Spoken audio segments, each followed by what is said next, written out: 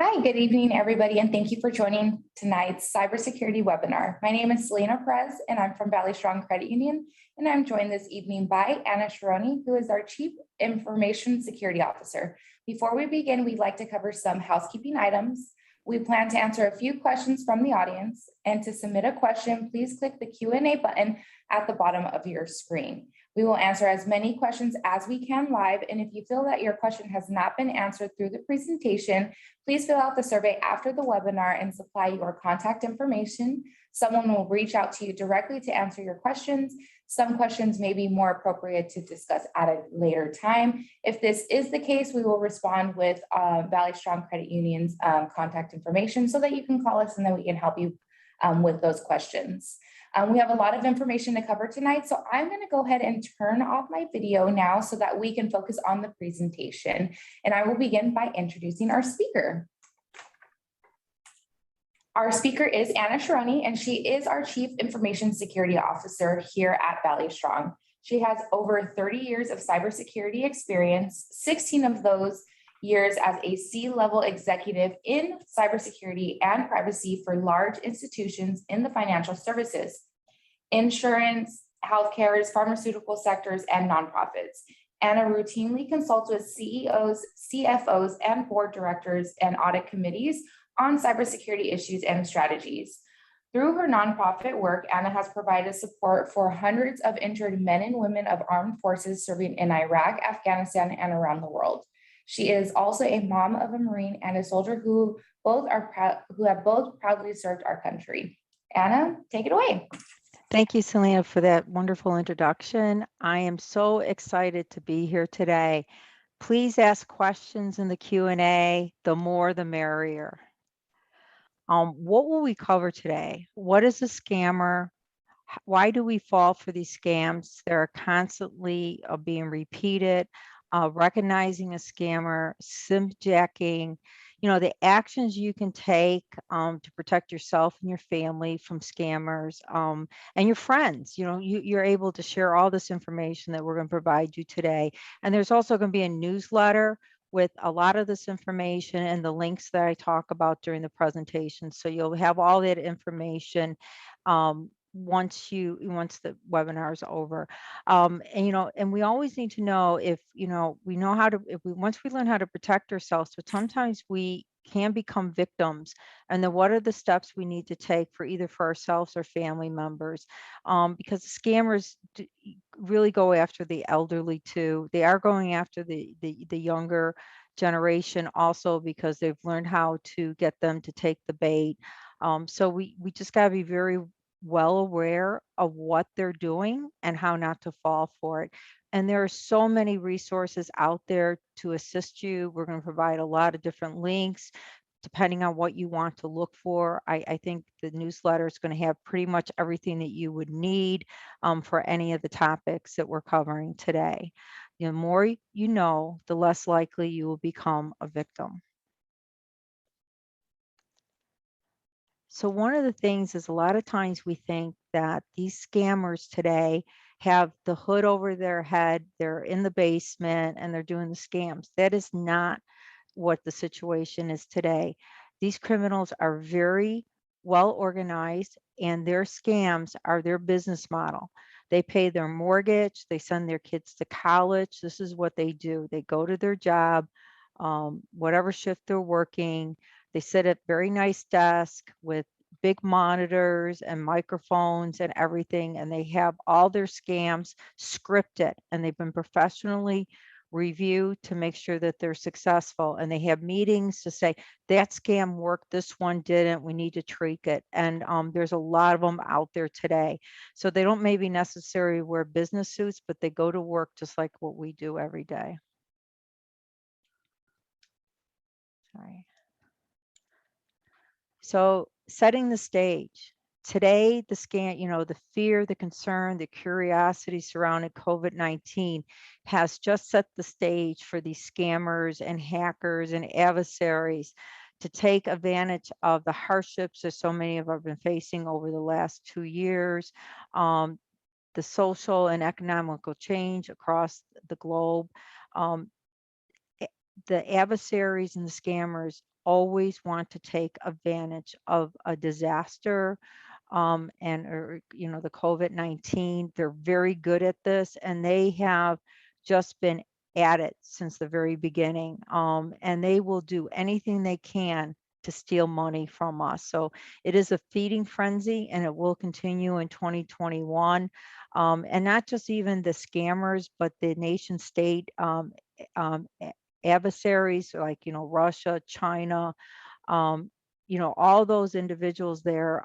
They're using fear and the changes that we've had to make to work through COVID-19 from working from home. They've taken advantage of everything that they could to steal from us.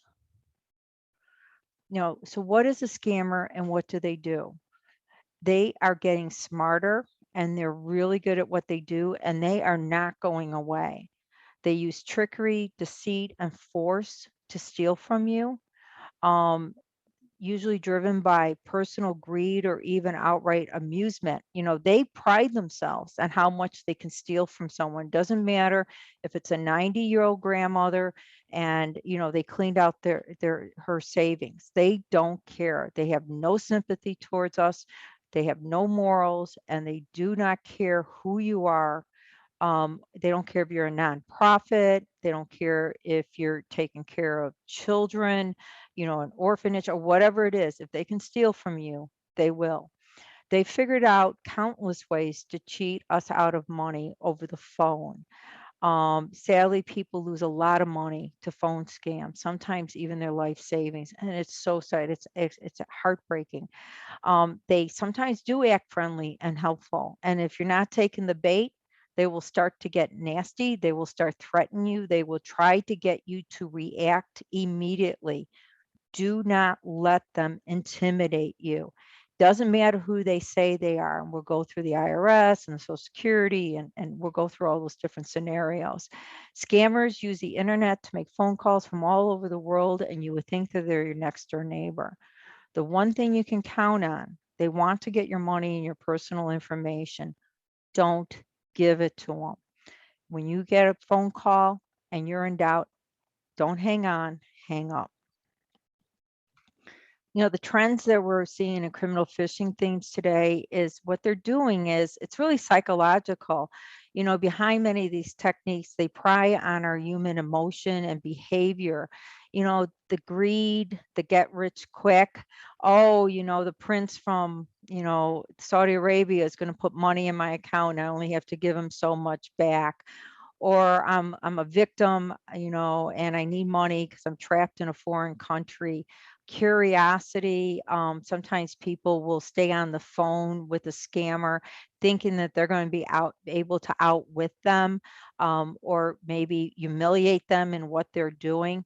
Don't bother. They don't care, and it's not worth your breath. They will work on fear. We'll talk about some of those scenarios. And the thing is, most of us want to help. We have this deep desire to help one another, and they will play on it. And as I said, that COVID-19, they have exploited over the years. They've also have like pretended that the World Health Organization. They tailor attacks against employees working from home because we had to pivot to that so quickly. So they look for those vulnerabilities. And this one's probably, they pivoted to something else, but it was at one time, there was a lot of scams that were very successful in offering personal protective equipment when we couldn't get the mask or the cleaning agents that we need for our homes. There was a lot of scams that were very successful that people, oh, I can get it from here, and their money's gone. um, you know, I know probably everyone on this webinar knows what a phishing attack is, but I'm going to just talk about a couple different ones. So, when phishing is when someone uses fake email or text or even phone calls to call you. So what we also do is we call phishing is email, smishing is text, and vishing is the phone call. They try to press you to act now. That's their key, and they're good at that. Or something bad will happen to you. You will be arrested. We'll shut down your accounts. We're going to shut down your Social Security account. We're going to take money. They threaten you any way they can. Please don't let them. The FBI has seen such an uptick of attacks due to COVID-19. And you'll even see attacks from, fires, right, where there's fundraising being done, and it's really not fundraising, it's really an adversary just trying to steal from you. And these were growing. I think even last year was up 68% from the year before, and it continues to rise on the complaints that the FBI is receiving from consumers and from, companies. So please, before engaging with any communication, take caution and stop to ensure that you are talking to the right party and you're not going to give information to the wrong person that's going to use it against you to steal. We hear about these scams all the time, and we're like, well, how does anybody fall for them? But they still fall for them, and it's only going to get worse before they get better. Social Security scams are still very successful. Banking scams, because they can spoof the phone of of your bank, of the IRS, of your local law enforcement, and they get you to react, to give them money or to give them information. Please, no. We're going to go through. Law enforcement is not going to force you to pay. ICE isn't going to force you to pay to protect you. No one in law enforcement or government agencies are going to force you to pay to not be arrested or to have your accounts shut down. So be very careful with that. These scams still work. So, the Social Security scam is the one that is still working very well, especially on the elderly. And we kind of look at this and we say, okay, how could people fall for this? I'm sorry, my mouse is not working here. Let's see. But how can people fall for this? It sounds fake. If I can get it to play.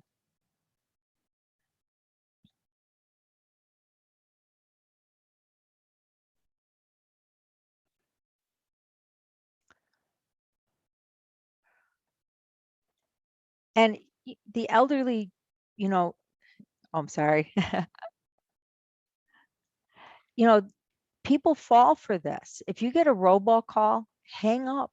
Don't hang on.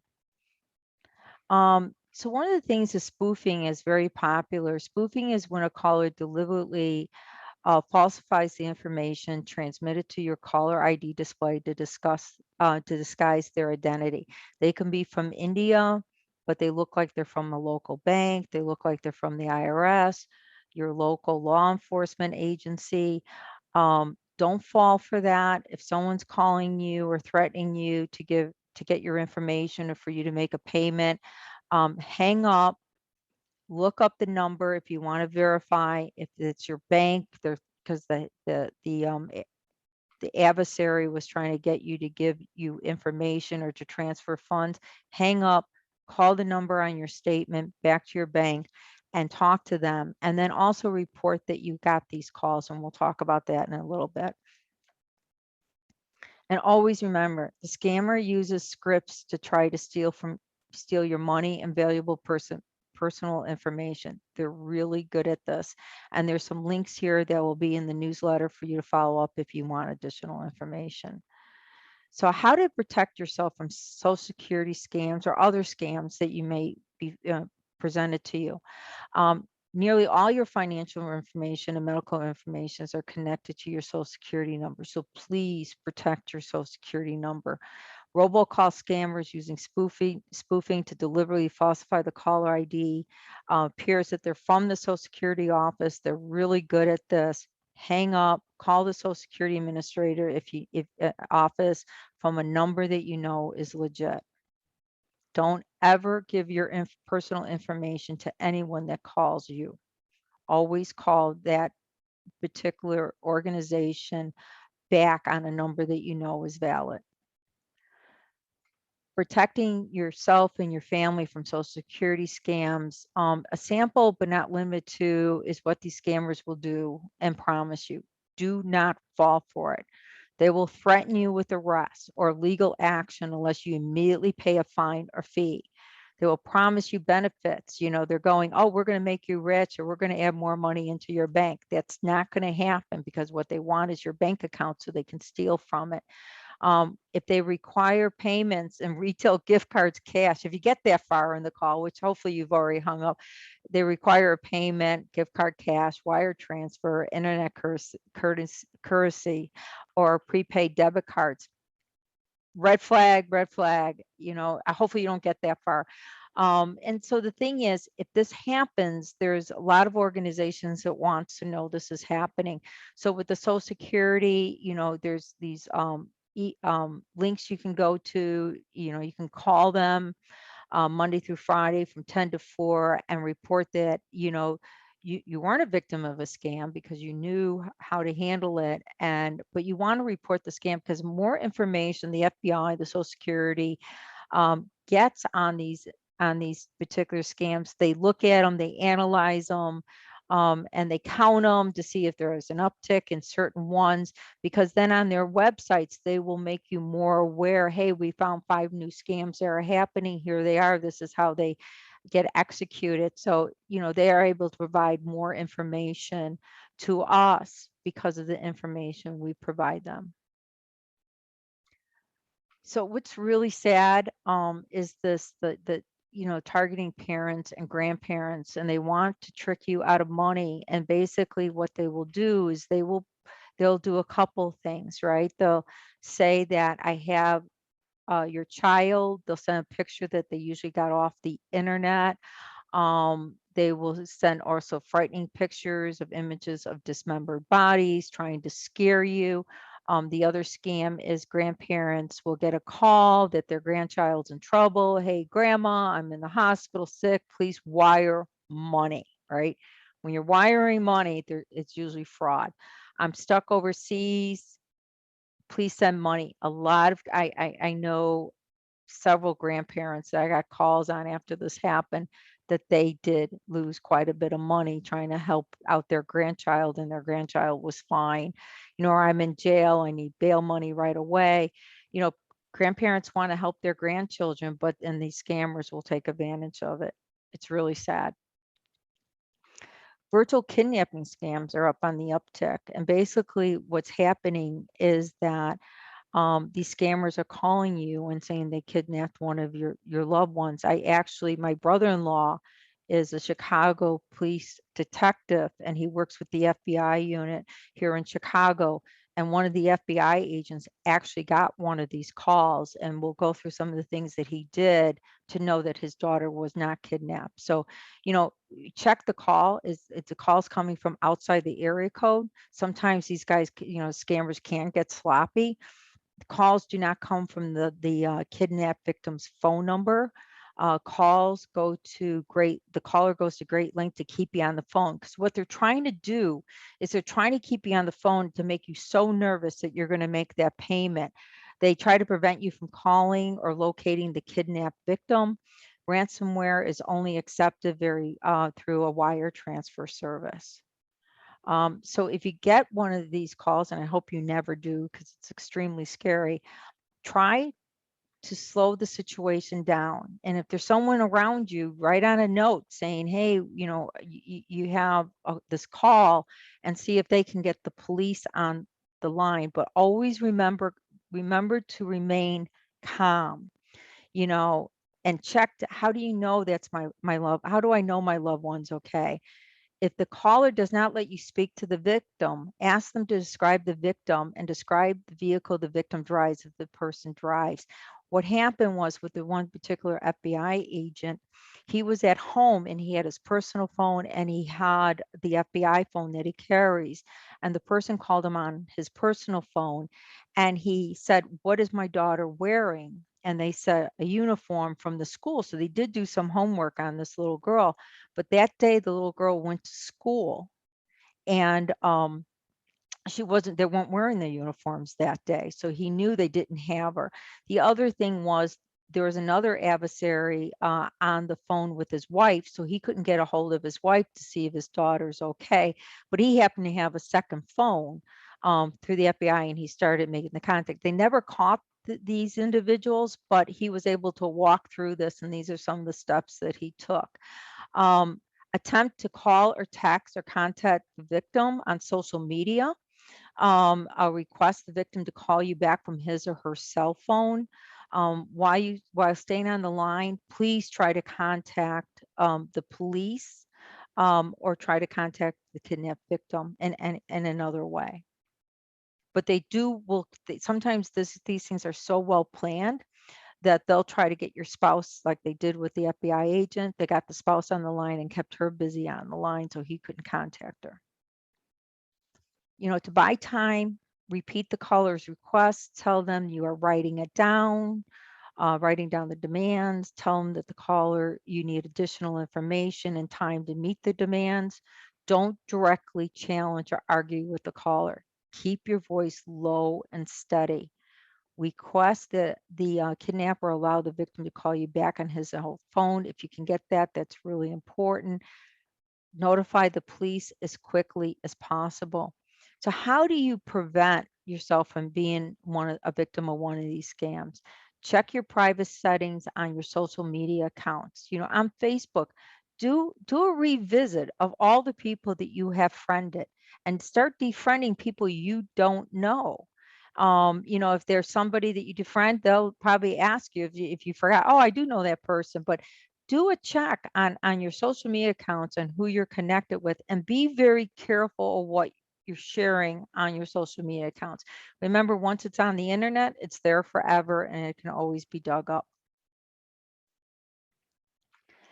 This is another sad scam, and it's worked, and it's just been a horrible situations for so many of our immigrants here today.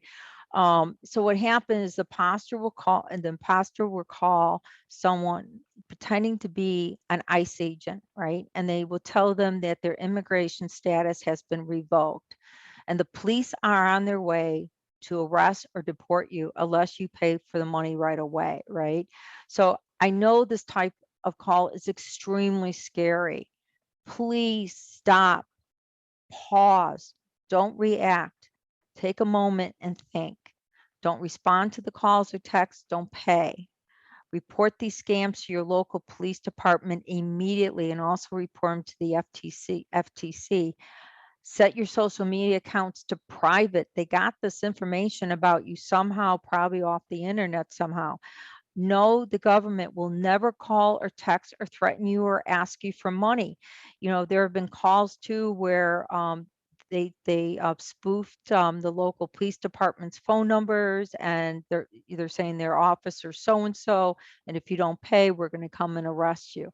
These scammers will use any way they can to make you pay, to take your fear and force you into paying as quickly as possible, because as time goes on, the calls become less successful. So this is what I was talking about, where the Federal Trade Commission, when you report these scams, they take them, they correlate them, and then they post them on their website. So there's ones for 2021, but there's a lot of them. So you can say, my friend had this happen, it's a scam, or I want to see what are the most recent scams out there today, and educate yourself. It's a great site, a lot of great information there for you.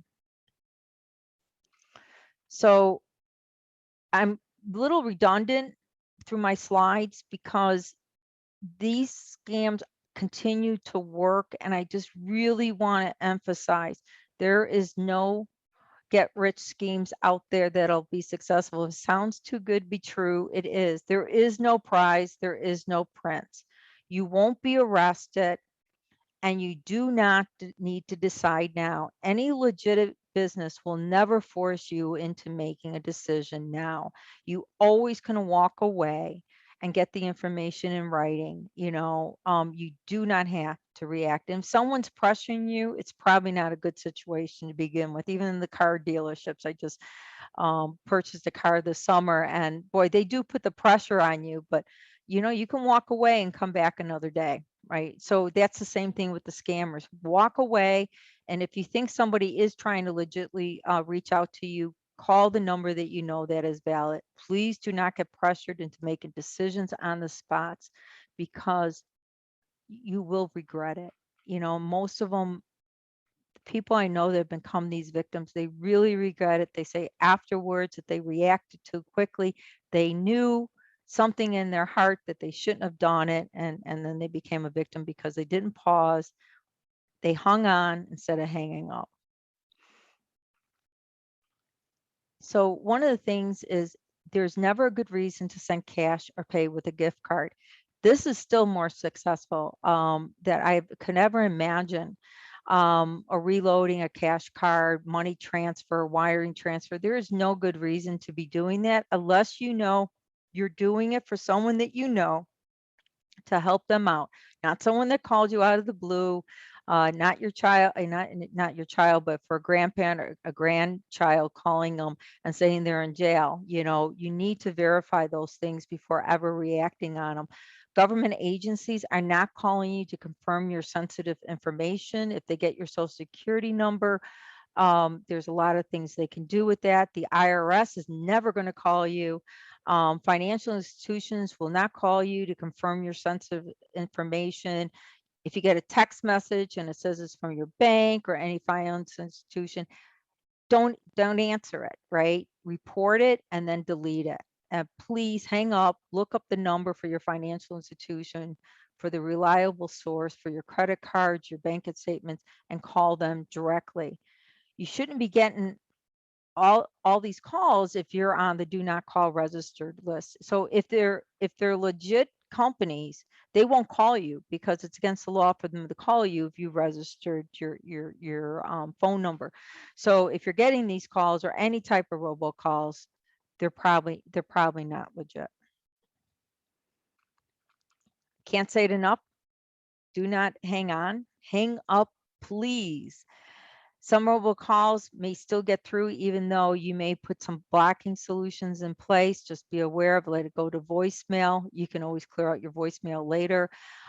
So when you want to use some call blocking technology, one of the things is it depends on what phone system you're using. So for your cell, there's different ones, traditional landlines, home phone that makes calls over the voice over IP, which is calls over the internet.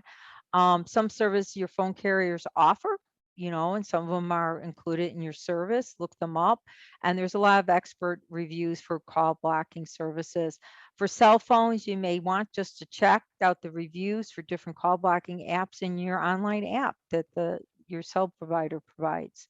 And also, if you want to learn more about unwanted calls, you can go to the FTC website and learn a lot more about what I'm sharing here today. So this is a really cute cheat sheet. You know, if you're using voice over IP, here are some things you want to look at that's included in the newsletter that you're receiving. If you're mobile phone, you know, some apps are free, others charge because it's a little bit better service. Some apps will access your contact list. You want to say yes or no if you want that to do that. So you really want to review whatever call blocking services you put in place. I still have a landline. People laugh at me that I still have a landline, but I'm out, you know, in the country here. So I do have that. I use my phone service to be able to do some blocking. Some things still get through. But if you can block a lot more, it just, you know, keeps you from being aggravated from all these calls. There's some simple steps you can take from becoming a victim of a spoofing scam. Don't answer calls from unknown numbers. If you answer such a call, hang up immediately. If you get an inquiry from someone who says they're a representative from a government agency, please hang up. I know this is redundant, but I just really want to emphasize how important it is not to hang on, but to hang up. Use caution when you're being pressured for information or immediate payment. Don't trust your caller ID. Scammers can make any name or number show up on your caller ID. Like I said, it could be from India, it could be from Russia, and you think it's your next door neighbor or your bank or the Social Security administration is calling you. This is a great sheet included in your newsletter that you'll receive. Print this off, give it out to your family, your friends, hang it up on the refrigerator. So when you get one of those calls, you can take a look at this, take a deep breath, and then hang up. Because sometimes we get into that, we're scared, we're being threatened. What do we need to do? Valley Strong is aware our phone number has been spoofed. It's been used in spoofed operations. Just want to let you know that we will never call and ask you to provide your full social security number. We will never call to ask for your data net or data mobile or data voice passwords. We will never ask you for a password or ask you for your full debit, credit card, or ATM number. If you get a call from us and someone's asking for this information, hang up and call us back. We will never request your PIN or your CVV number on the back.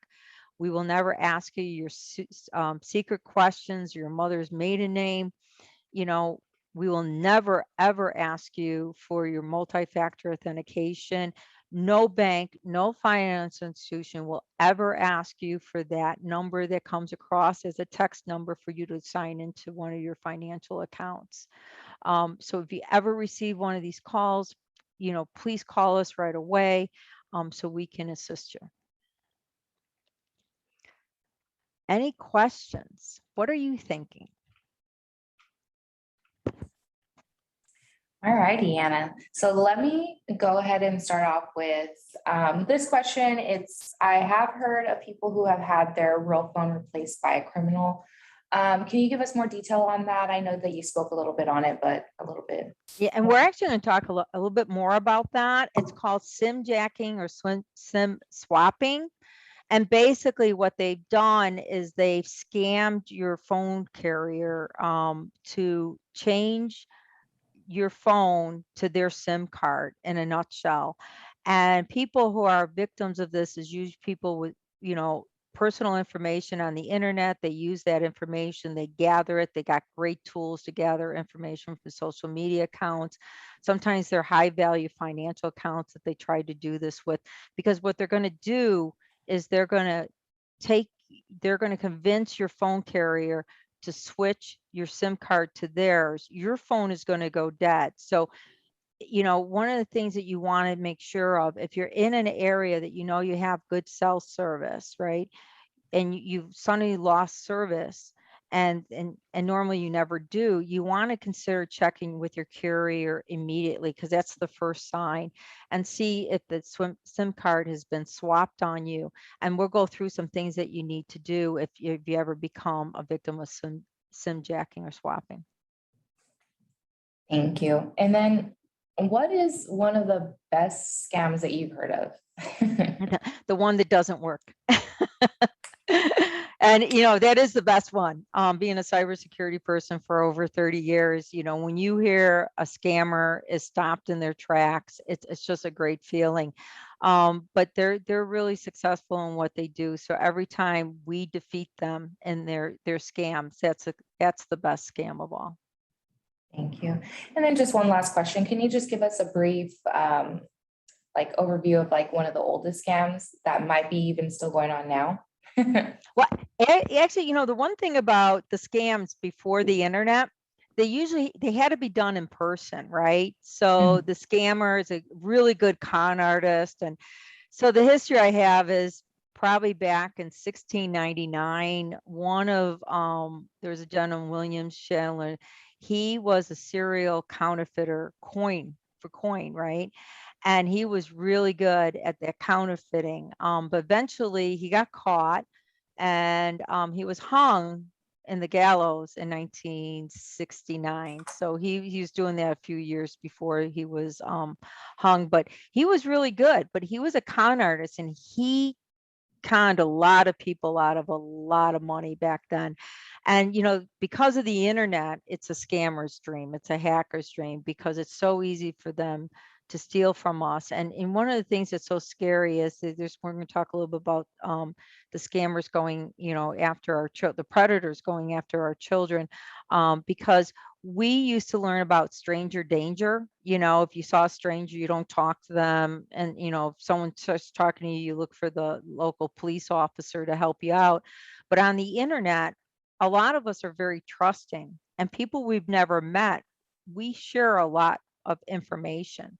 And sometimes, like, even the dating scams are so sad, because they really go after some of the elderly and they clear out their bank accounts. So the scammers have it easier than they've ever had back before William was a con artist. Yeah. Okay, perfect. Thank you. Okay. So right there, great lead. Thank you. So simjacking and swapping. So basically what they can do, the simjackers can empty out your bank account one single phone call because they have everything. And what they're trying to do is they go to your phone carrier and they con them with the information they have about you to swap out the SIM cards from yours to theirs. And now they have everything that's on your phone. They're able to circumvent that two-factor authentication that we've all used to get into our bank accounts and our financial accounts, and they're off and running. And it's just rapidly growing every year because it's so successful. They don't have to be technical. They just have to be a good con artist.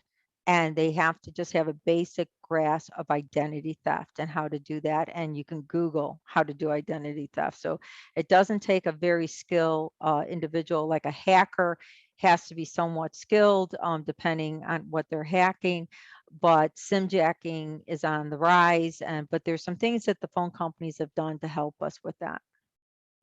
So basically, if you want to avoid being a victim of a simjacking, stick a pin on it. Every US carrier will offer you this option. I have a Verizon phone. When I learned about this a couple of years ago, I immediately did that. Not all the phone carriers at that time did it, but now they do have it where you can put a pin on it.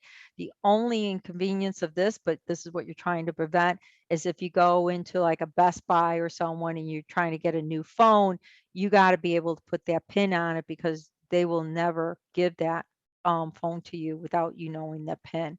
But that's what you're trying to do. You're trying to protect yourself from being a victim of simjacking because it's such a successful and how quickly they can clear out your bank accounts.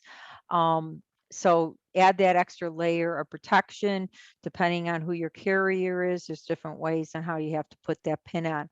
But if you can't figure it out, call your carrier and they'll walk you through it. And there's a link that will provide you on how to protect your phone against a SIM swap attack.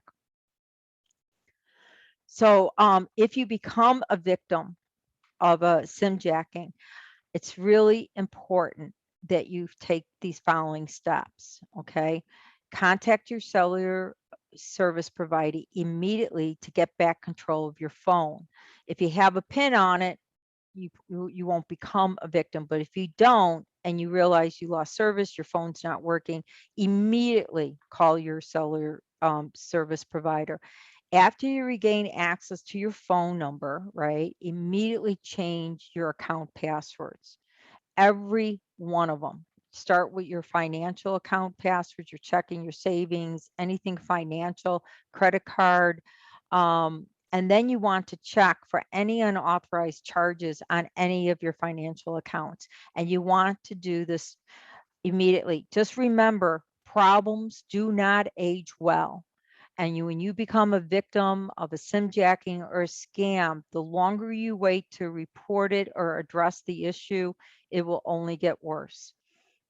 And then you can, if you become that victim and you realize that, there was compromise on your credit card, all that, go to identitytheft.com. It's a great site. It'll walk you step by step what to do if you become a victim of identity theft. Phishing attacks, social engineering, and identity theft. It can all start with a click. Don't click on anything without first checking for it. Checking for who's it from. Were you copied on this email? Hyperlinks, date, time, subjects, attachments. We got great links for you to go out about phishing that you can look about learning how not to take the bait. Don't bite, avoid the hook. This is a great sheet. This is one, share with your friends, print it off from the newsletter. This really helps people understand how you can check an email to see if it's a phishing attempt. It talks about what you look for in the from site, to, you're going to look for certain things that indicate, oh, this is definitely a phishing attack, and you want to delete it and report it, right? So attachments, content, This really spells it out very nicely. Known before, you can go to their website. There's some free training that you can probably sign up for. This is the tool that we use at Valley Strong to train our employees on how to protect Valley Strong's environment, and also for their personal use too. This is another great one from Known Before. It's 20 ways to block a mobile attack. Your Wi-Fi, don't allow your a device to auto join unfamiliar networks, right? Turn that off. You don't need that. You should know what your device is joining. Bluetooth, do the same thing for that. How to manage a phishing attack, right? Don't trust messages that attempt to get you to reveal any personal information. I probably beaten that enough on this presentation. Apps, what to look for, never download from a browser. Download. On an Apple device, you have to go to the Apple store, right? And a lot of people, were very upset about that, but that was a great security feature because they could vet those products. If one of those apps was bad, they can always pull it back. For browsers, watch out for ads, giveaway contests. If something sounds too good to be true, it probably is not true. And you know, voice phishing, do not respond to phone calls and email requests that we've talked about. So this is a great sheet. Print it off, put it up on the refrigerator. It really is just great information, very simple to understand, and learn how you can prevent becoming a victim. Passwords, I can't say enough about passwords. What happens is today still a lot of people use 6, 7, 8 character passwords. An 8 character password can be cracked in less than three minutes and with very little effort. A lot of people are getting their passwords cracked because of that. They haven't gone to the 12 character length. Should be 14, but 12 at least start there. Passphrases are very important. We'll talk a little bit more about that.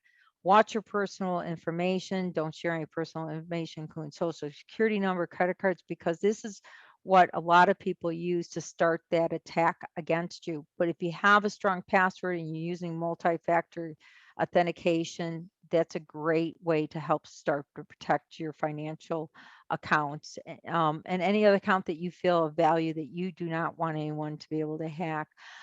Do not store your passwords in your browsers. Browsers are, everyone say, yep, to store. Browsers are easily hacked. Look for a password vault solution. Some are free, and some you pay for just to have a more ease of use of them. Always remember, the longer the password, the better. 12 character password at the least. If you do 14, you're even better off, because the longer the password, more complex it is, the harder it is to crack. Always include numbers, symbols, capital letters, lowercase. Use a mix of different type of characters to make a password harder to crack.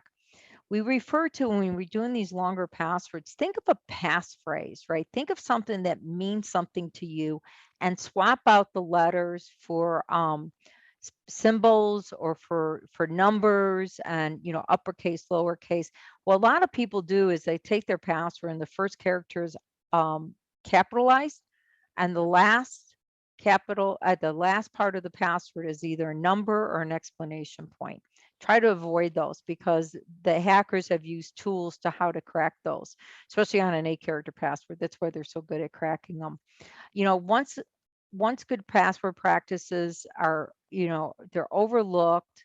They people say, I just want a bunch of 1, 2, 3, 4, 1, 2, 3, 4. Those are easily cracked too, even if you have them at 12 correct characters. You really want to look at using strong passphrases for your passwords. Refrain from using dictionary words also. So I have seen this in my years, that people still use this as a password. They think it's good. It's not, because that's just in the scans that the hackers use to crack passwords. 3-letter sequence that happens to be a spelled dictionary word such as cat, but password that is capital D, CATT, and numbers and an exclamation. I would do something different than that. And yes, it does work well, but that kind of gives you an idea. You get something in your mind that will help you remember your password, and just look at that passphrase. And there's a lot of things out there that can help you create very strong passwords, and we'll provide some of those links. Please create unique passwords for your financial accounts, your social accounts, social media accounts. Keep them separate, and for your work. Don't use the same password that you use for your work that you use on social media, because if one gets cracked, the other one will too.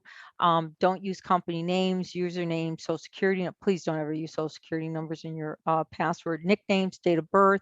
The hackers are really good at scraping social media sites to gather this information and to be able to crack your password. The FTC Online Security, great site. Again, this link will be provided to you. You know, if you're asking yourself, how do I secure my wireless network, right, at home? What happens if I'm using a public Wi-Fi? What do I need to do to protect myself? You know, it talks about virtual private network, the VPN. A lot of your, you know, antivirus, even your cell phone carrier may provide some of these tools for you for free. And if not, they're pretty inexpensive, but the security level it will add to your home devices and your mobile devices will add great value and protect you. Because remember, when you use public Wi-Fi, someone can be sniffing that network and gathering all the information that you're using that Wi-Fi for. Another thing is how to recognize and avoid phishing scams. Just great information here. And there's even more information on the site. You know, all depends what you're looking for. This one's really important. If you have children, protecting them online. There is a lot of predators out there, and they don't care. They don't care about the kid. They don't care about you. They want to get your child. So what you want to do is go to the site, you know, it'll teach kids, there's videos there for the kids to watch, you know, kids and mobile phones, there's information there for you as a parent to say, how can I help my child? There's great material on cyberbullying. If your child's a victim of cyberbullying, how to manage that, what you need to do to protect them, you know, talking to your kids about how they should be chatting online, who they should be chatting to, and always make sure that they know they can come to you if something bad happens, because these predators are really good at hunting our children. So we really want to keep our kids safe. The Federal Trade Commission's, their whole website just has great information, you know, how to recognize and avoid phishing scams. Can't say enough, you know, don't click when in doubt, you know, report the phishing scam, because the more we report, the more information these agencies will have to help, you know, bring that information back to us and educate us on what the current threats we're facing today. Reporting phishing is pretty straightforward. You can report to one of these websites. If you get a text message and you want to forward it, all you got to do is 7726, forward it, and then delete it. You can report cyber crimes if you become a victim. The Federal Trade Commission has a place to report. The FBI does too. These IC3 reports of the FBI have quadrupled. I mean, they're getting so many reports. It's really good. They want those reports. They take that information. They may not contact you back, but they do take that information and they use it to educate us on the current threats we're facing today. The CISA, you can report if you're a victim of ransomware. And then you know, you have the local FBI field office you can go to, or the Secret Service also you can report to. I would normally go to the FBI and then the Federal Trade Commission. So let's do a recap. Can't emphasize enough. Pause, use caution if you are being pressured for information immediately.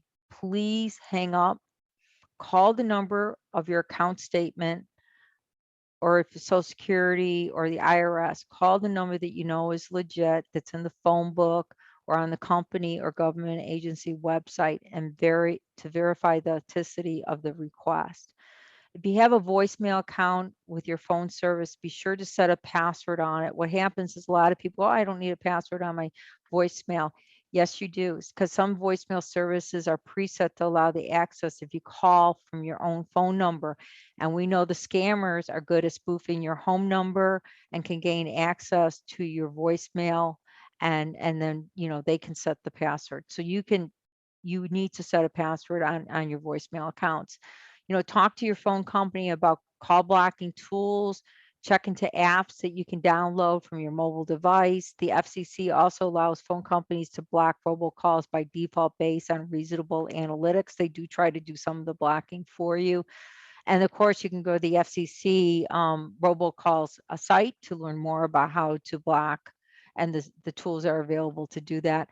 Remember, check your voicemails pre-op, because you're letting things go to your voicemail. Make sure that you're not missing any important calls.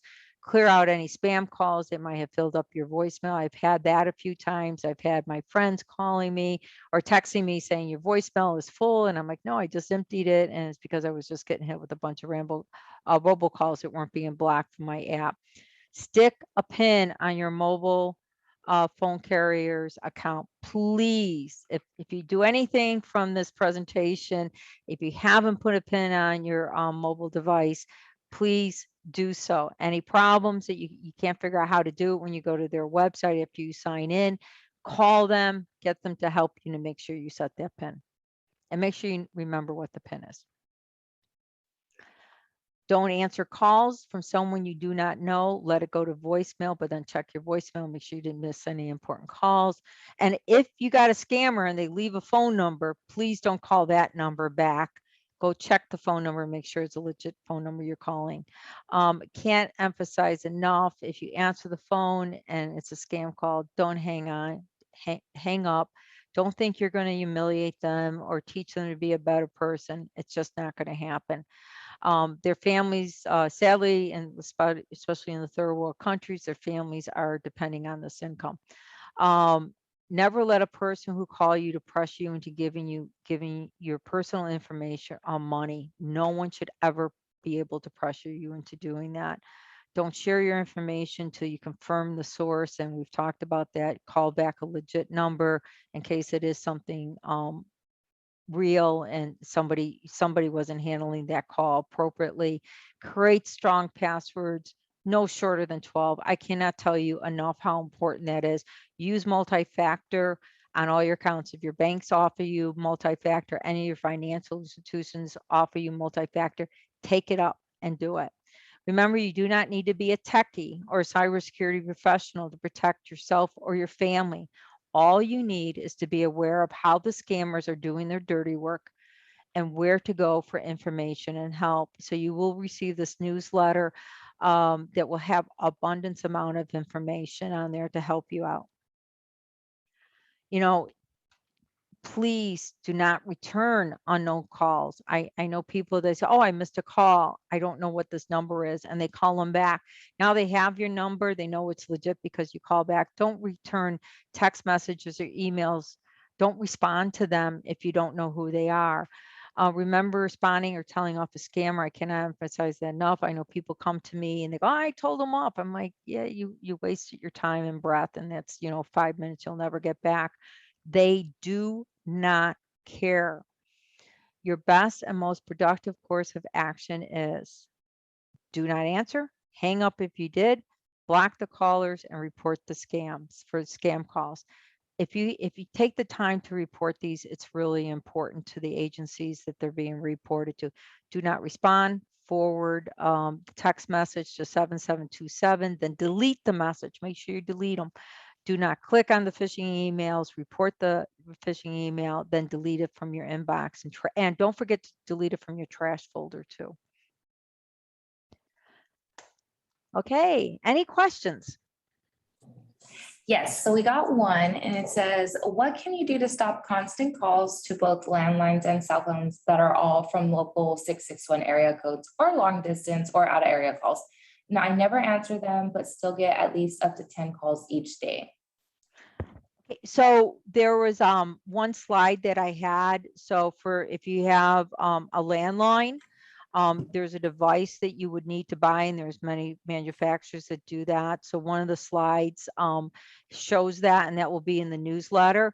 And for your cell phones, for your mobile devices, check with your local carrier if they have a call blocking app that you can download for free.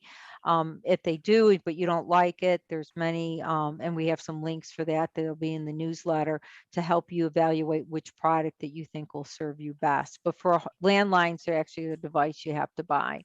But again, we have that outlined in one of the slides that will be in the newsletter for you.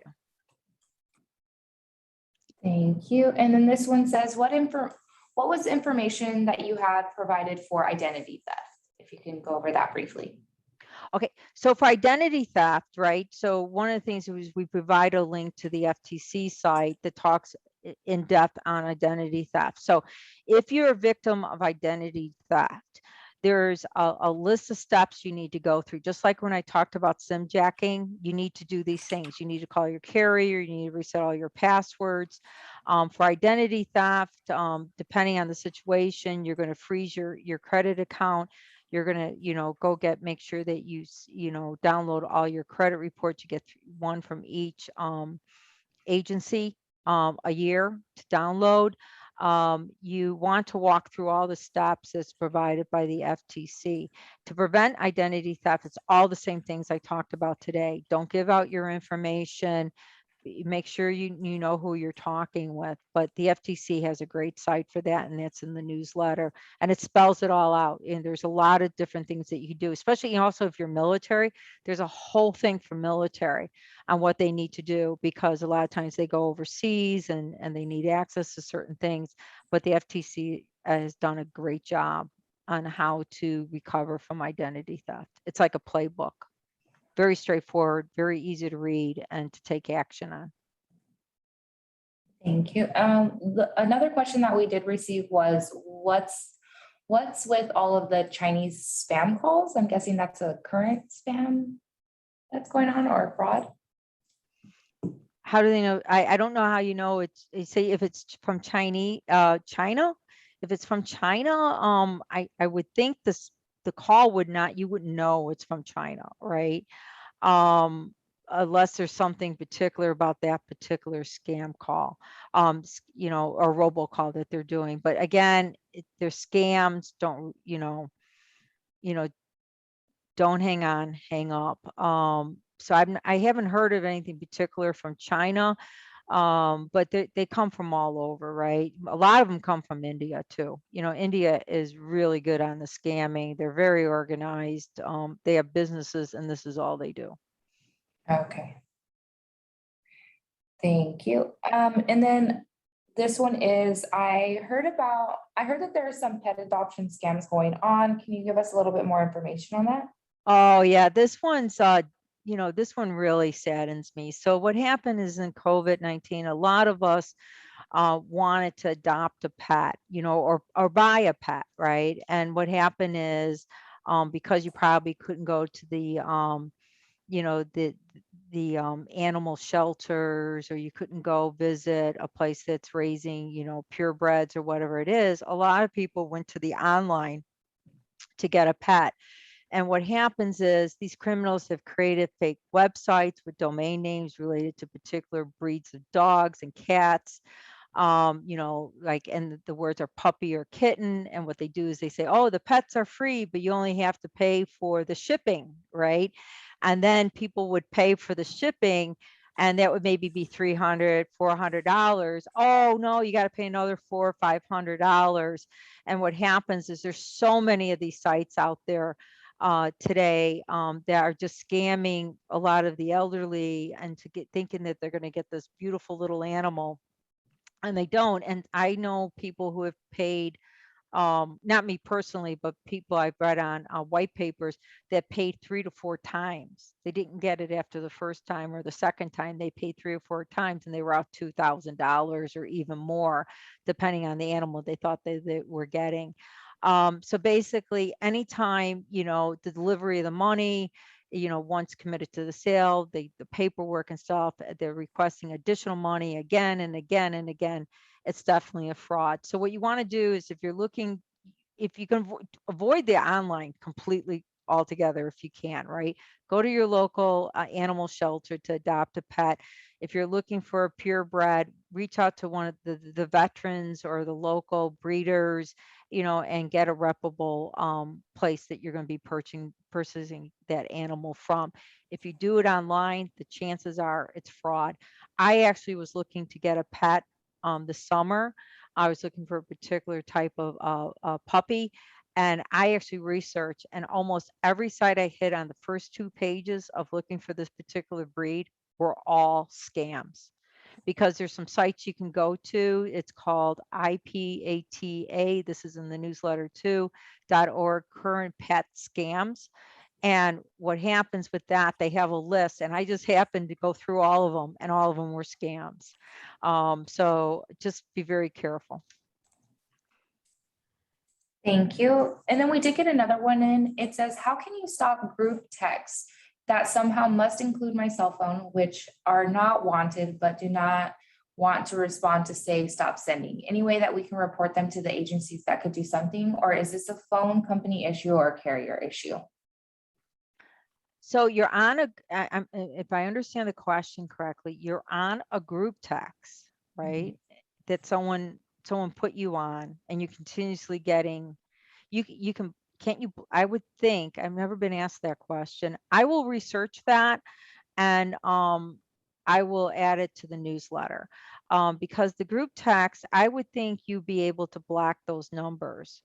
But if you might say you only want to block one person on the group text, I'm not sure how all that would work.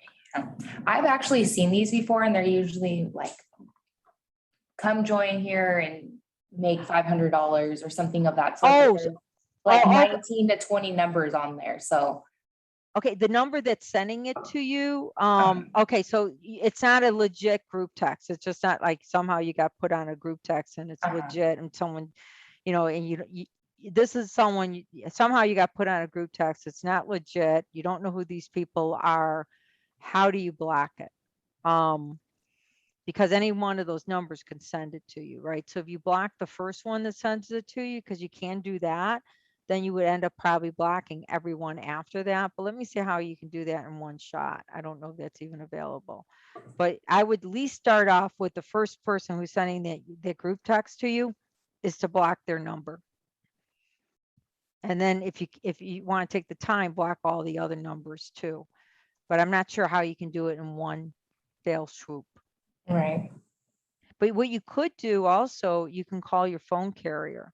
I wouldn't unless this is if it's a scam, you can report it, but I would also call your carrier and let them know what's going on, and they might have a tool for them to help you block it too.